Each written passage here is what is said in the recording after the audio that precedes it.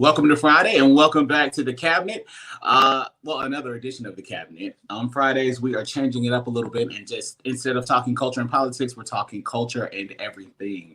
Joining me in the Cabinet today is two people from Boss FM. Boss FM's Tiff Lanelle from Tiff Talks and Christian Gonzalez joining us from The Breakdown with Haynes and Christian. I'm having a total blank out, but that's okay. It's Friday, and think that we can just deal with it. So, first of all, I'll start with this. What I don't ever ask this question, but what has been interesting in your week, Christian? I'll start with you. You know what, Alex? My weeks are totally just bland. I'm gonna be honest with you. I tend to stay home most of the time. I don't go out as much. I try to be safe with this whole COVID thing. I will say that Hans and I at have tried to find different ways to do better things with the show and be engaging with the fans. So I guess that would be it. Yeah, it would just be collaborating with my co-host and building a rapport with him even more. Very dope. Well, and for those of you watching, or if you happen to be listening, and if you listen on the Boss FM app, we all kind of happen in order. So Tiff Lanelle starts at 11 Eastern. I'm at 1, and then The Breakdown with Hans and Christian. Monday, Wednesday, and Friday is on at 3 p.m. Eastern. So that's 12 noon on the Pacific Coast. So make sure you check out that show. Tiff, what's been most interesting in your week? A lot, actually. I got licensed to preach and finished my semester out. So it's been a week. It has been a week, to say the least. Now, I want to clarify that your license is one of those that you're actually going to school for, because people are getting licensed to preach online so that they can marry their friends all the time. So no, not the same thing. Not the same thing at all. Well, I want to talk about one of the most interesting. I'm going to start with this. It may get a little heavy, but it's okay. We got it. It's no secret that I've been a fan of Dionne Warwick. I would not say that that I've been a fan my entire life, because you know the name. A lot of people don't know the history and really who she is, and that she is actually Whitney Houston's cousin. And most people are more familiar with Whitney Houston. But if you go you skew a little older people definitely know Dionne. She's a legend. Petty people in our generation call her a legend from the 60s, but she is somebody that put a lot of music. She was making music. She's been making music for like 5 decades, maybe almost six decades. Monumental music, monumental songs, just an amazing person. I was really introduced to her candor. And I hate to say it on this show because I hate to talk about this man, but she was on Celebrity Apprentice. And on Celebrity Apprentice, she became viral when viral was becoming a thing, because she was just so unbothered in the way that she carried on. For those of you that ever watched Celebrity Apprentice, you know that she was on a season with like Nene Leakes and Star Jones, Marley Matlin, like just a lot of characters, different characters. And she did what she wanted to do. Donald was actually pretty nice to her on the show. But she had the infamous line, "I got your number, hussy," as she exited the show on her way out. And so she's a meme queen. You can search Dionne Warwick and everyone knows the memes. It's a meme that you have, or that you send when you're unbothered. And when you feel like Dionne Warwick, I mean, that's just one thing. Now she's been on Twitter for a while, but she got active about 2 weeks ago. And one of the things, it's so outrageous. Some of her tweets are so outrageous. People just did not believe that it was her. Now, she said that it's her multiple times. She's reaffirmed. And if you know her candor, if you know what comes to my mind and the things that we can't play here, but you can certainly go find. Last year, she did a lot of Christmas performances where she just stopped singing in the middle and just starts talking. Like she's really just unbothered. And at 79, I think I'm going to be really unbothered. I really can't wait to get there. You're unbothered now. That's what I'm saying. When I get 79, it's just probably going to be uncanny. But I'm excited about that. But I think the most interesting thing is that Dion is actually double downing on her being the one that is actually writing the tweets. She's behind the Twitter account. She's also making videos. So we'll play this video and talk a little bit about what happened with Miss Dion this week. Well, hello. And this is for all of you tweeters who have decided that I'm not tweeting my own stuff to you. I want you to know I am. And I'm getting very, very, very good at it. You see, I have a wonderful niece. Her name is Brittany. And she said, Aunt Dion, you'll have a lot of fun if you get on this with me. I said, okay, teach me how to do it. And she did, and I am doing it. So that should quell all of you naysayers. And if it doesn't, deal with it. So what does it for me is the deal with it. Also the Pomeranian calendar in the background. Like there's just so much grandma in that video. Unbothered grandma, and it's the camera angling as well. Before we talk about Dion, let's talk about, we're all pretty active on Twitter. How do you feel about your, let's start with parents. Parents following you on Twitter. Mine follows, my mother follows me, but it took years for me to let her follow me. I used to have my account to be private. And when she first got on Twitter, I was still more reckless than I am now. And I refused to allow her to follow me. So I blocked her when she first joined Twitter. She got unblocked maybe 5 years ago. But she's not on there enough. And that's really what made me unblock her and follow her and allow her to follow me. She's not active enough on there to be policing. Not that she would, but she's not active enough on Twitter for me to care anymore necessarily. So my mom can follow me. My aunts follow me. My grandmother is on Facebook. See, Facebook's different. So let's we don't have to talk about Facebook. I mean, she's not on Twitter with me. Yeah, when it comes to Twitter, are your parents following you, Christian? No, my parents don't even have social media other than my dad. He just got Facebook. It's funny because my sister would allow my mom to log into her Facebook account like when I was, I think, right in college. And I was wondering, I was like, why am I getting so many Candy Crush notifications from Sister Vanessa? To find out that my mom was the one who was trying to get more lot. So like, hey, did you hear what your aunt said? I'll be like, how do you know? You don't have a that she uses my sister. I think that's the point, right? Like I think we're good with family on Facebook. It's a safe place for family. Twitter, you just kind of get what you get. And I think I really don't know who follows me. I'm sure my parents probably do. I don't know that they're active on their accounts, but I definitely think that it's not something that I'm not encouraging family to be there. I mean, although they're going to get it the same way that I get it. What I like about Miss Dion is that she's carefree with it. I've had to turn my post notifications on so that I can follow what she's saying, because it's funny every time, even with her typos. She's like, I know that was wrong. No, I'm not deleting it.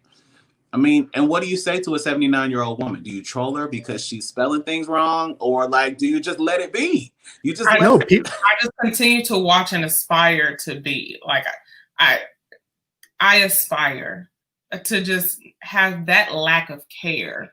I'm already probably having you just love, and I think people love when old people are on social media because, and especially like Dion, who's kind of willing to learn new things and asking questions. She's like a very innocent, naive person when it comes to Twitter, and I think people gravitate towards that. So really, her really interesting, and really you make a great point. She has really, really interesting questions, and like it's a joy. Like if you're having a bad day, go read Dion's tweets. And even questions that need answers, like Chance, why are you Chance the Rapper. Her tweet following that said, "I am now Dion the singer," and I'm like. The trolling. This one, if you have the in your name, I'm coming for you. I need answers today. Like someone, you can imagine her just sitting there wanting the answers. And I think that is a pro of being elderly. And it's also a pro of being Dionne Warwick, because there's some elderly people that would prefer not to see their tweets or their thoughts. And it's probably best that we don't. But I think Dion's just going to stand by it. If you don't know Dion's music, I would recommend you listen to some of the old stuff. You will definitely hear from the technique that she was the cousin that taught Whitney Houston her technique. You hear it all, in even the raspiness and just the technique of the sound.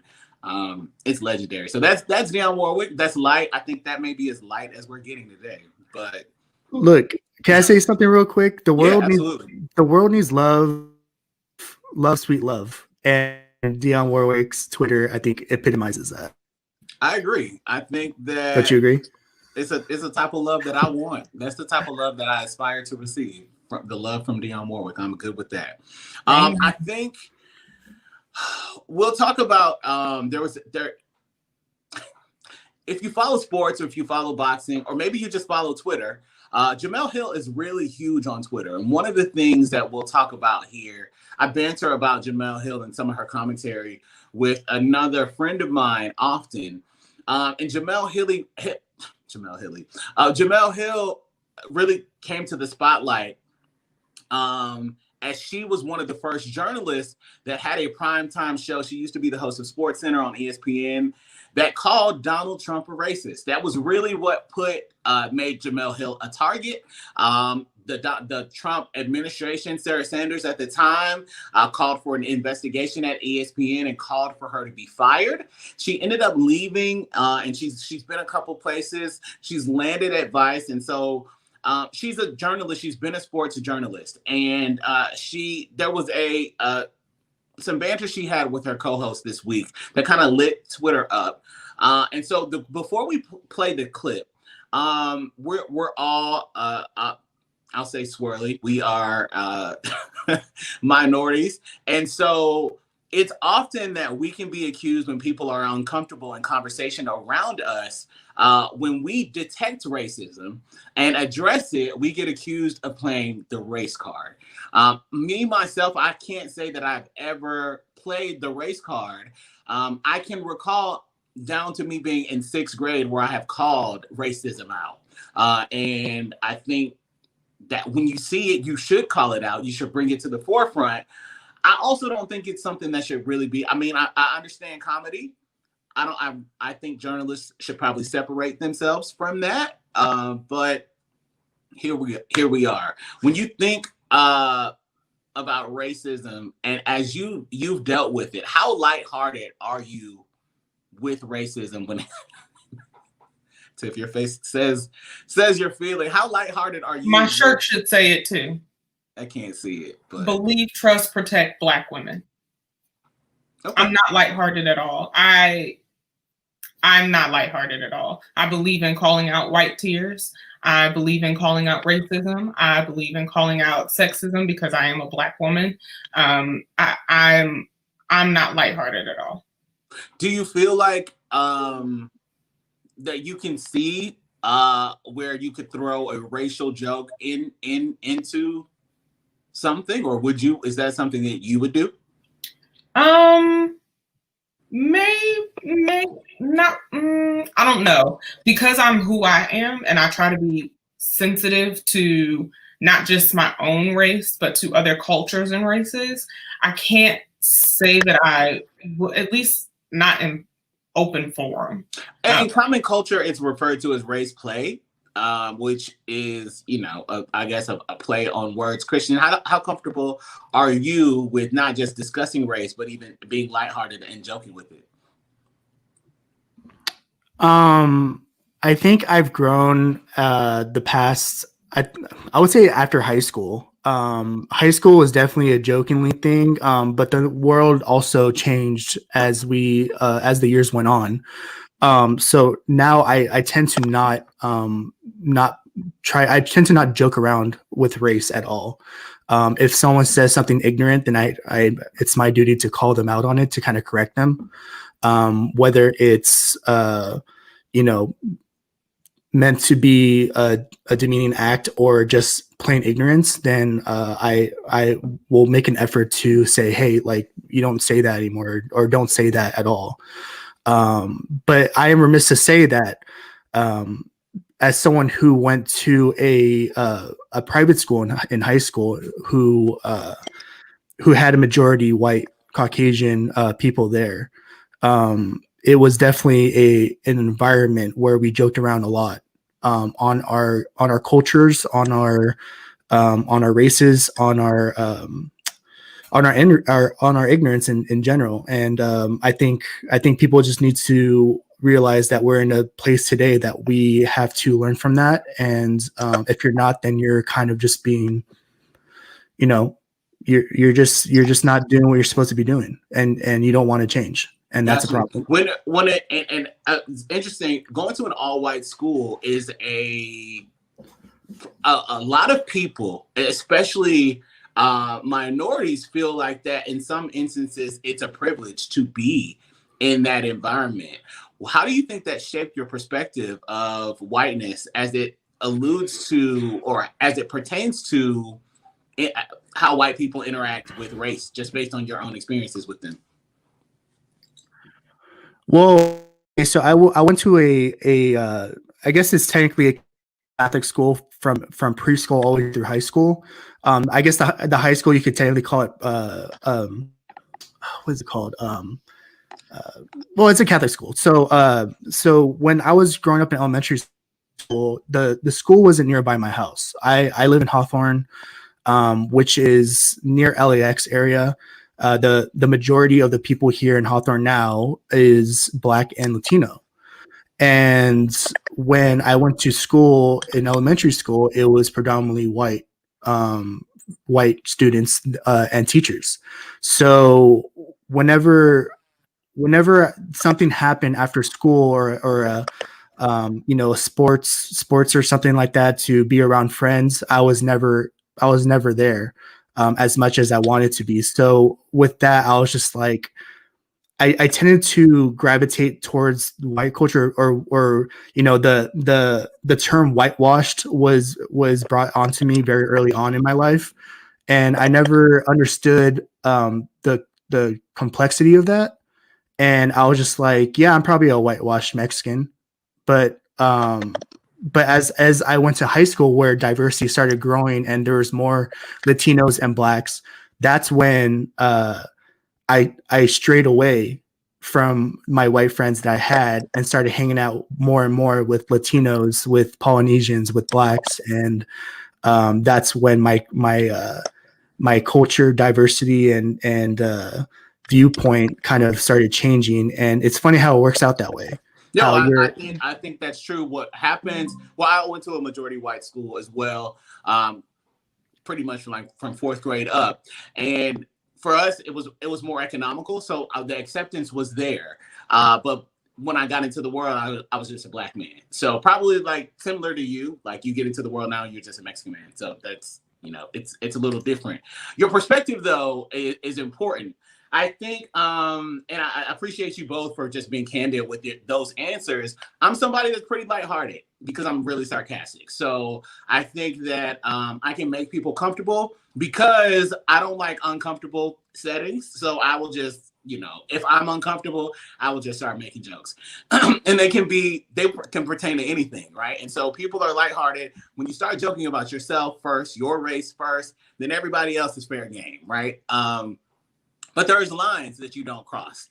We're going to play this clip about what happened on Jemele Hill's show this week, and then we'll come back and talk about that right after this bit. To be honest, I almost started to protest this show because why? I'll tell you why. And this is our question of the week. We saw what happened to Nate Robinson, so I'm going to ask Jake Paul, right here in front of America. Jake, considering where we are right now in our racial conversation in America, was what you did to Nate Robinson racist? That is the question of the week. Man. Nah, stop playing with me. Come on. Listen, Jake, it's a sensitive time right now. We just had to witness a white man just knock a black man smooth out in front of all of America. So that's why I asked that. But just tell us about that moment real quick, because like, okay, so can we talk body language? And I want to talk, like, you kind of saw how Jake Paul respond. Like, first the question kind of threw him off. The joke fell flat. Her justification for asking the question was even worse than the question to me. It's a rough time right now. A white man just knocked a black man clean out. Like, what's the point? It was literally, I don't get it. He didn't get it. The social media ate her up, but I really think her producers need to be eating her up. The executives' advice need to be eating her up, because you should have found something else to say. There was another way to say that. And not to say that I don't think that's a career-ending move. It's just a glaring mistake that is tone deaf.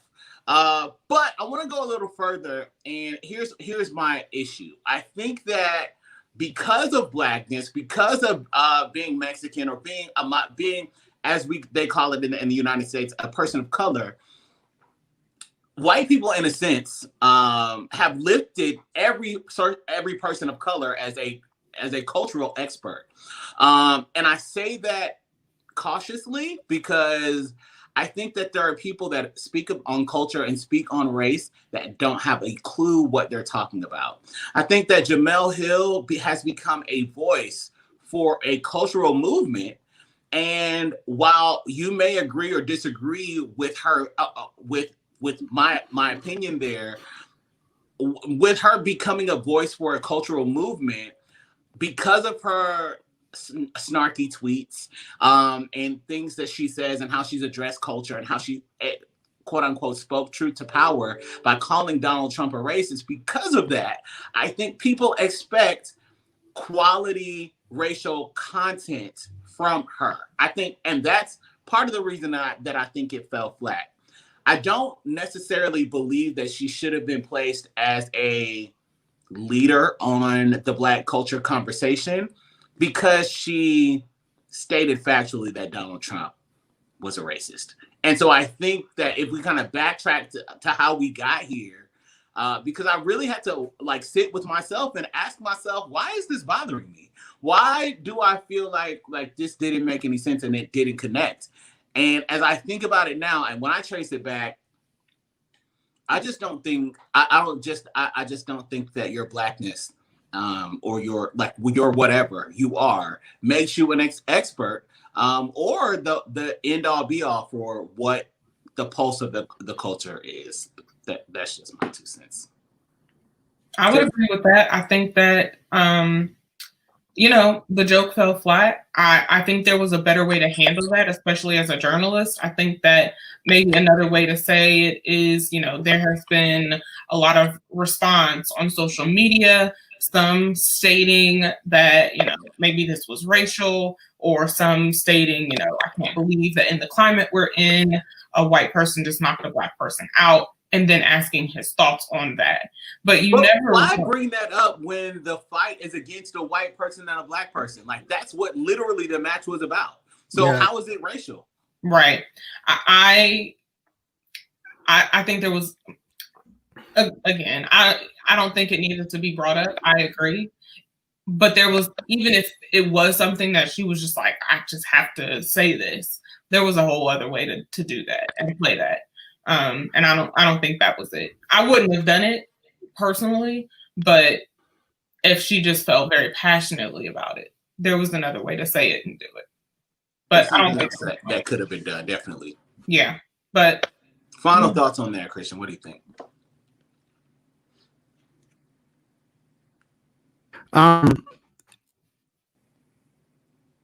She looked at Twitter. The Twitter.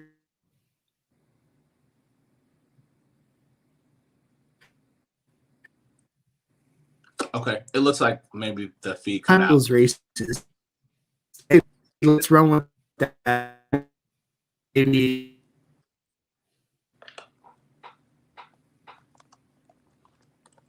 Yeah. Okay. It looks like we got something going on with your connection, so we'll come back to it. This last piece is is very difficult for me, and so there's been some time that we've actually been able to. You and I talked about this yesterday, and Christian, I don't know how much you've followed what's been going on with Brandon Bernard. He was 18 years old when he was convicted of murder of Todd and Stacy. I believe their last name is Bridges. I try to keep this kind of stuff on my mind. So it was and the story goes, if you haven't heard the story, Brandon Bernard was one of 5 teenagers that attacked they robbed this couple. And I don't have all 5 of the names in front of me right now. The shooter was 19 at the time. Brandon was 18, and the other 3 teenagers were underage. This was 20 years ago, and they attacked Todd and Stacy Bridges. Horrendous attack. Got in the backseat of their car, shot them, killed them. The ringleader shot them and killed them, and then Brandon Bernard set the car on fire. He was convicted to life in prison and to I'm sorry, not life in prison, to a prison sentence and sentenced to murder. His method of murder was lethal injection, and he has been in a Tier Hot Indiana prison, federal prison.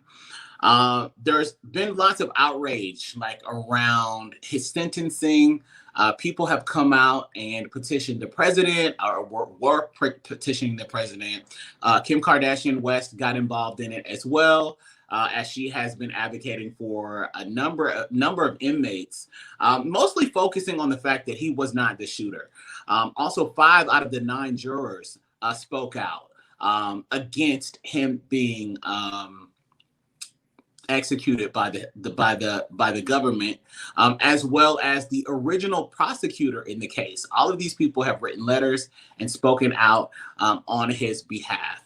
I know, Tiff, you work very heavily and are also very passionate about prison reform, and I think the criminal justice system, as much as it needs to be reformed, I have a lot of questions about why this specific execution, and I want to preface this by saying, because I've already had, based on a little rant that I had last night on Twitter, my inbox, those are things that people don't like to show their colors on responding to, so they pop up in your DMs, and people are like, well, you can't justify this man was an accomplice who killed these people. I'm not justifying what happened to the Bridges at all. I think that there should always be consequences for actions. I have struggled probably my entire life with the death penalty, and whether or not that's something that should be on the table, or if the government should be involved in executing its citizens. I just don't know if that's the case. I also don't know how justice is served we lost 2 lives, taking additional lives with that. We can talk about that, and we will. I don't want to get ahead of myself. And so there's a lot of things that kind of compound the situation that make it alarming to the natural eye. I feel like someone in elementary school can say that something is just wrong with these optics. I'm going to drop some additional facts that I think is important to really kind of keep in mind as we talk about what's happening and what's happening in our country. Before I kind of go down my litany of thoughts around this execution and this loss of life yesterday, Tiff, I know that you had some initial thoughts. So I'm a huge proponent of getting rid of the death penalty. I think that, and I don't want to jump ahead in the conversation, but for me, taking the life of someone is still not justified when they take the life of someone else. And I've always said that. I believe in restorative justice. I believe in rehabilitation. I especially for the last few months have been talking about juvenile lifers, which for anyone who doesn't know is someone who receives a life sentence when they are a juvenile. And I've also been talking about the death penalty. Last month, in the rush of everything, I talked about this on my show. The Trump administration is trying to expand the methods of the death penalty that can be executed in this country to include, again, the firing squad, hanging, electrocution, and a couple of other methods that they're basically trying to pass this legislation in their last few days. I do not think that it gives, I don't think we have a right to take another life, especially when there are sentences that get commuted posthumously. And you cannot take that back. If you kill the wrong person, you can't take that back. And so I think with all of the lobbying with Brandon Bernard and everything that happened, there should have been more reconsideration in his case. To kill someone, a 40-year-old man who was arrested and convicted of being an accomplice, not actually shooting anyone, when he was 18, he's been a model prisoner from all accounts. And to not even reconsider to just change the death penalty punishment to life says a lot about our justice system to me.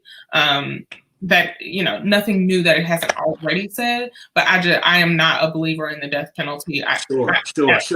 And we'll jump into some of those specifics because I think it's really important. And I misspoke. Their last name was not Bridges. I want to give them respect. Todd and Stacey Bagley was the actual name of the victims. Now, there was during the case, and I think I want to be very careful with this because, again, if someone sees a clip of this or hears a piece of what I'm saying, there in no way am I justifying the loss of life or Brandon Bernard's complicity or alleged complicity as an accomplice with Christopher Villalba. I don't really know how to say the name of the person. Now, the shooter, the person that shot them, was executed in September. And so during the trial, the defense lawyers say both of the Bagleys died prior to Brandon setting the car on fire.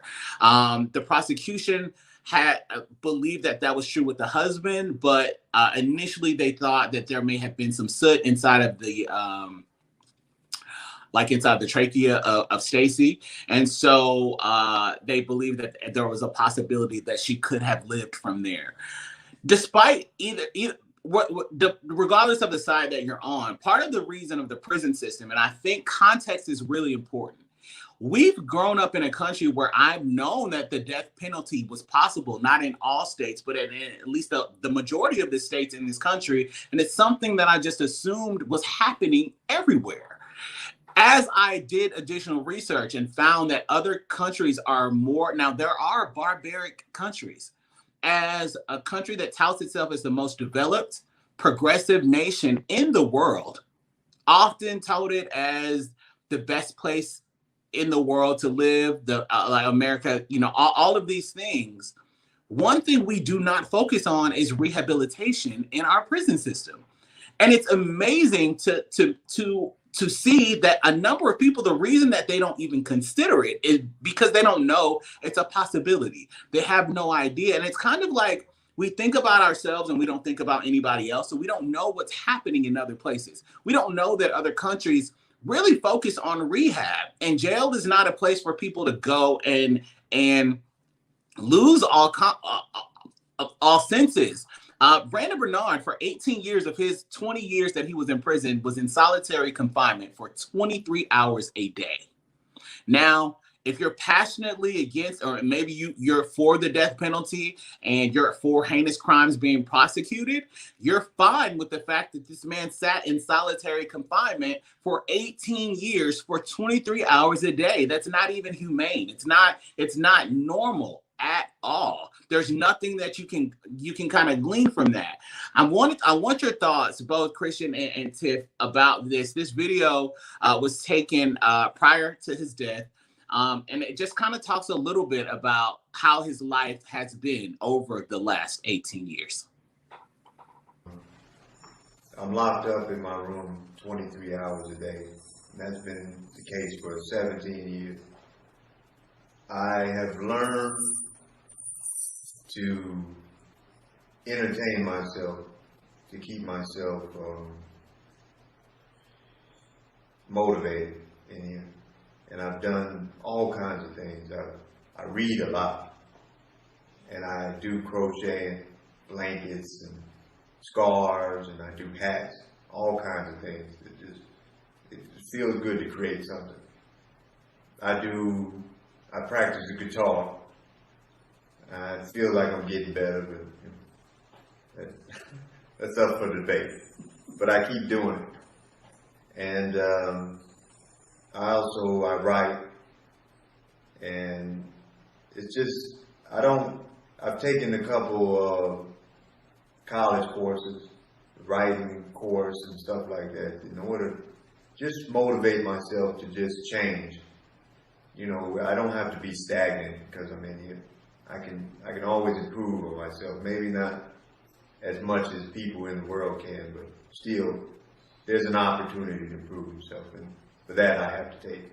For those that believe in me out in the world and for myself. And in being in here, one thing I've learned is that I have to do things for myself. When you try to do things for others, to try to appease others, it's not natural. And I feel like I've learned that these improvements I need to do for myself. So then they hold and they stand through test of time.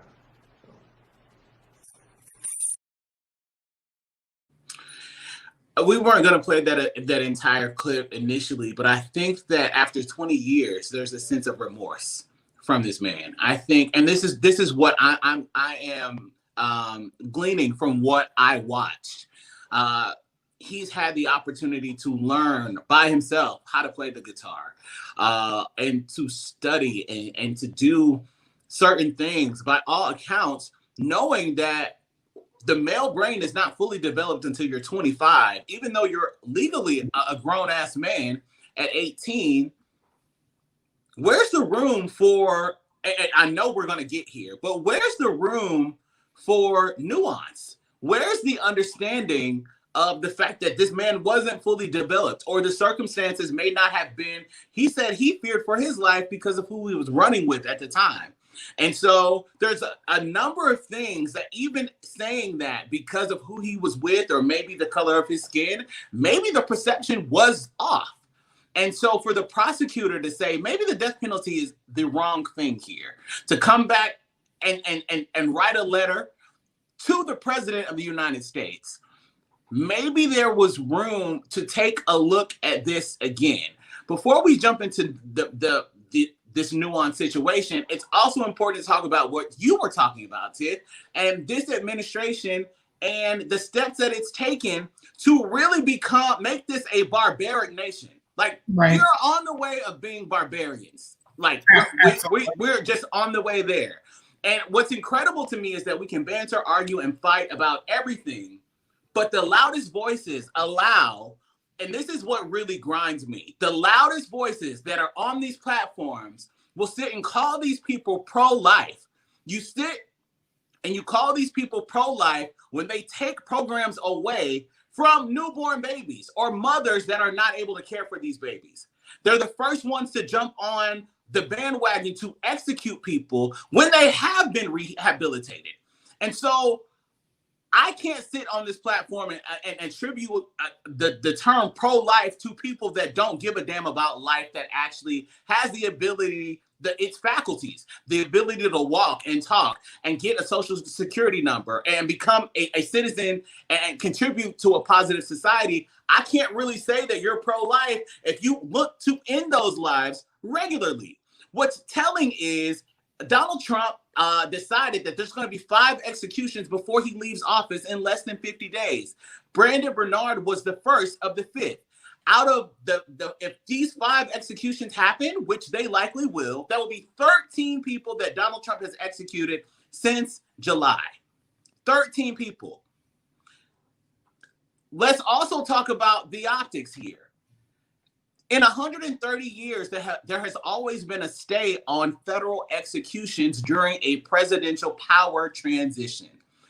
Donald Trump is intent, and his Attorney General Bill Barr, they are intent, and Tiff, you alluded to this, to add barbaric policies back to, like, barbaric methods, I'm sorry, not policies, back to the ways that we execute human beings. The firing squad. In what way is that okay in America? It just isn't. And these are steps in the wrong direction. I mean, this execution is everything that's wrong with the death penalty and mass incarceration by and large. Now, you know me, I could talk about mass incarceration all day, but at the end of the day, what is the point of imprisonment if we are not even trying to rehabilitate those that are in there? And to hit on solitary confinement, he said he spent 23 hours of the 24-hour day in his solitary confinement cell. We have got to get rid of solitary confinement. We have to get rid of the death penalty. These are not doing anything to feed the soul of our nation, which is already stained with the generations of slavery, the murder, and the pushing out of indigenous peoples, among other crimes that this country has committed. So to execute someone who was 18, as you mentioned, the brain is not fully developed until you are 25 in the male. It boggles my mind, and it's so disgusting to think that science is always slow in the criminal justice system. We didn't have DNA for a long time. Then when we did get DNA tests, there were tons of backlogs. And then people's sentences started being commuted. They started overturning decisions because of DNA. And now over the last few years, age, when you are committing crimes, is just now really coming into play. And so there's been a lot of key cases in this that have gone to the Supreme Court level, that have gone to local courts, where they are starting to try and incorporate age into the decision-making and into overturning some sentences. To that point, though, that point is Bernard was convicted of murder when he was 18. At 40, he will be the youngest, well, he was the youngest offender executed by the government in 70 years. And that's on evidence that wasn't even certain. They basically the prosecution basically tried to make it that Khalif was the actual murderer, implying that the wife of the couple had soot in her air pipe and therefore died of smoke inhalation because he set the fire to the car. That is what convicted him of being a murderer. That is what convinced the jurors to give him the death penalty. This was in 1999, and he was a Black man in front of an all-white jury, and that all-white jury took the evidence that the prosecution gave, which again was not proven and still has been called into question leading up to his execution. So there was just a lot going on in this. And I feel like this was a political power play from the Trump administration. And again, 13 deaths, if the rest of these go through, is absolutely insane when you are supposed to be focusing on transitioning this administration and not killing everyone else in this country. I want to let coronavirus. Agree. I want to let Christian get in here, but I think that's important to say because it's definitely a political power play. If these 13 executions go through, he will have overseen the most executions than any other U.S. president in the last 100 years. It's ridiculous. Facts. It's been one of the most detrimental administrations. And he only got 4 years. I can't. I quite literally can't. Solitary confinement has impacts far beyond the mental, like it just 23 hours a day, and then you executed him when there was just so much more to do. I don't want to diminish the fact that this is a sensitive issue, though. And sometimes people are really passionate about the fact that people that are involved in crime like this need to go. That's not our right. I understand. I actually understand it because I've been there. I understand that. I'm there when it comes to people that commit crimes with children. I haven't moved on past that. I don't know. You touch a child, I feel like you need to die. You need to die. You do. I don't know that you rehab that. Somebody that is, I just don't know that that's possible. Christian, I'm gonna let you get in here. Just rambled on. No, I mean, I'm okay with listening to you guys because I'm not well versed into this story specifically.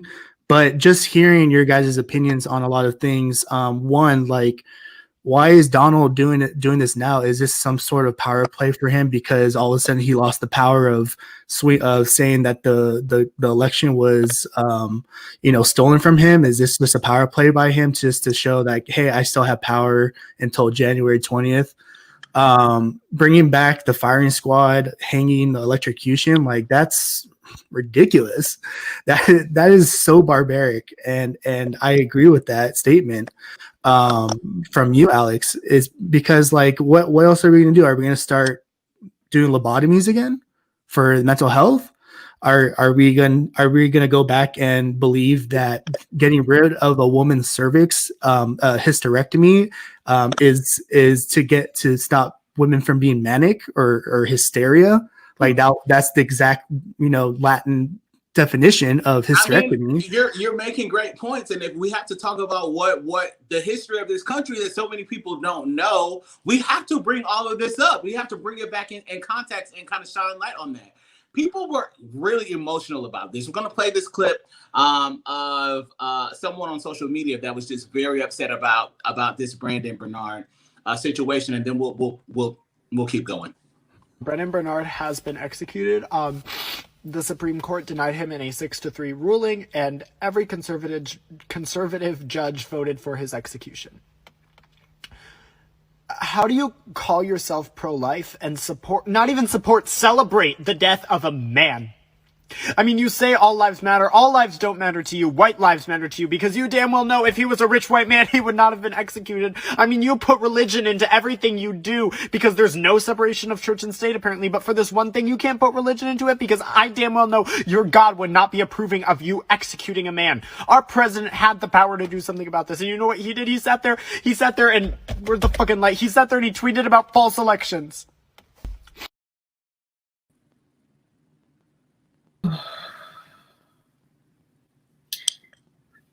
It's about you can't be pro-life with abortion, but then be okay with killing a person for the death penalty. You just can't be. You just can't. You're not pro-life. You're just not. And if no one else tells you, I'm going to scream it from the rooftops. And that's where my rant kind of came from yesterday, because people with the loudest fucking platforms don't say anything at all. You have nothing to say to these people. It doesn't make any sense to me. And you're like, oh, well, the pro-life people feel this way. They're not pro-life. They're not. They don't give a damn about life. They don't give a damn about anybody's lives except theirs. And that's it. And that's what they perpetuate. And that's what they fight for. The only reason they're trying to invalidate like, why right now would the Attorney General of Texas be suing another state to invalidate the votes of viable voters, viable American voters right now? And 18 attorney generals from across the country have signed on to that lawsuit. I don't want to get off topic, but again, you don't care about those Black lives that voted. As soon as you find out that these people didn't vote in your interest, I want to invalidate what they do. What's the difference between the voter suppression of the 50s and the voter suppression of 2020? Not much. Go ahead, Tiffanie. Not much at all. And I think, in going back to the clip, it doesn't even take you being rich and white. You can be poor and white. You can be middle class and white and still not be, and still not get this. Dylan Roof was trending this morning, really in a comparison, as you mentioned earlier, Alex. He killed 9 people. He sat with 9 people and then killed them. And he is now trending because Dylan was taken to Burger King when he was apprehended. Brandon Bernard was just executed for not even directly murdering people. And so the difference in the two stories, the difference in the justice system is Blacks, minorities are disproportionately given harsher sentences in this country. There is absolutely no way if Brandon Bernard were white and or conservative that he would have gotten to stay on his execution. They would have reconsidered the case and he would not have been executed. There's just no doubt in my mind. There's absolutely nothing you can say to me with the history of this country to tell me anything differently. But it does not take you being rich and white. We go back to Dylan Roof, but we can go back to this summer when Kyle Rittenhouse took it upon himself to cross state lines and killed 2 protesters. And people set up a GoFundMe for him. Yep. And have rallied behind his vigilante justice, saying that he feared from his life when he went looking for a fight. Went looking for a fight. And not to mention the officers who kill unarmed Black men and women in this country and also get GoFundMes set up to support them, to support their legal fees and their legal costs. Enough is enough. Enough is enough, really. This execution is, I read someone else's tweet that said it's a horrible stain on our nation. I couldn't agree more. It wasn't a tweet. I'm sorry. It was one of the attorneys involved in the original case. I agree. This is a horrible stain on our nation. And I just think that it is absolutely horrendous that we're still dealing with this, not only still dealing with this, but going in the wrong direction in terms of legislation and policies when it comes to our criminal injustice system, if I may. Couple last things for me, guys, if I may. Number one, and I just wanted to get this in because I wasn't able to before. I'm very into the rehabilitation idea because there's a lot of instances where you look at a felony that someone has done and you're just like, why is he in jail, right? So that's why I look at what Oregon just passed this past election of decriminalizing the drug users, the drug abusers, and trying to put them in rehabilitation centers rather than prisons. So that's a good little test subject kind of thing for the rest of the country to see if that works or not. But I also, I think conservatives, and I'm going to tread lightly here, I think they need to be careful because the way that they're trending right now is they're using their religion a lot on a lot of these things, especially the evangelists. And they're them putting their religion in the forefront of decisions here in the country. It's starting to look more and more like, I don't know, 1700s England. No, I mean, absolutely. And what's happened is they've always done it. Now it's just available for us all to see it. We see it's at our fingertips. So because it's on social media, it's on these platforms, we see it immediately and we know what it is. I hate that I have to put a button in this conversation, but the cabinet returns next week. I am going to end today with my meme of the week. First, I want to thank you guys, but I'll let you chime in on the meme of the week as well. I had a little trouble picking one. I sent 2, and I think they're both, how I feel. I'm not going to share a meme of the week ever that I'm not feeling. So the meme of the week, I already forgot what it was, but. Oh, yes. U.S. senators should be paid the average salary of the state in which they represent. Absolutely. Now, that is a meme, okay? And let me tell you why that's impactful. The average U.S. senator is paid $174,000 a year. The Speaker pro tem and the Speaker of the House the Speaker of the Senate Majority Leader. I think they're paid $184, $189. These are astronomical salaries for somebody from Kentucky. Now that's still you could live in a 1-bedroom apartment with that in New York City, right? But in Kentucky, what do you need $184,000 for? You don't. Ms. McConnell. And since you can't pass any relief, since you won't pass any relief for people that, keep in mind, people receive $1,200 in April or May, and the government has expected people that have been unemployed to live on that since then. If you break that down, it's less than $2 a day. What bills have they paid? I had a second meme. We're going to load it. This one is apropos as well. That's it. That's it. It's that one for me. That one's funny. And it is what it is. Okay, yeah. It is what it is. We that's it for the show today. Christian, Tiff, I gotta go. I'm running out of time, but you can catch Tiff Talks on Boss FM Talk. Download the Boss FM radio app. She's on 11 to 1 Eastern time, Monday through Friday, right before the nation. Christian is on the breakdown with Hans and Christian. It's on Monday, Wednesday, and Friday on Boss FM Talk. It's on at 3 p.m. Eastern, 12 p.m. Pacific, which means I'm right in the middle. Okay, so I'm Muted Nation 1 to 3 Eastern.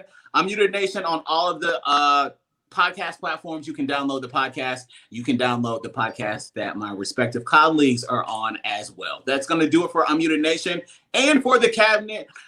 You guys have a great weekend. Remember, today is greater. Believe it, speak it, and live it. You have to make the choice to be great. Your situation is not your destination, so go make it your motivation. Have a great weekend. I will see you next week.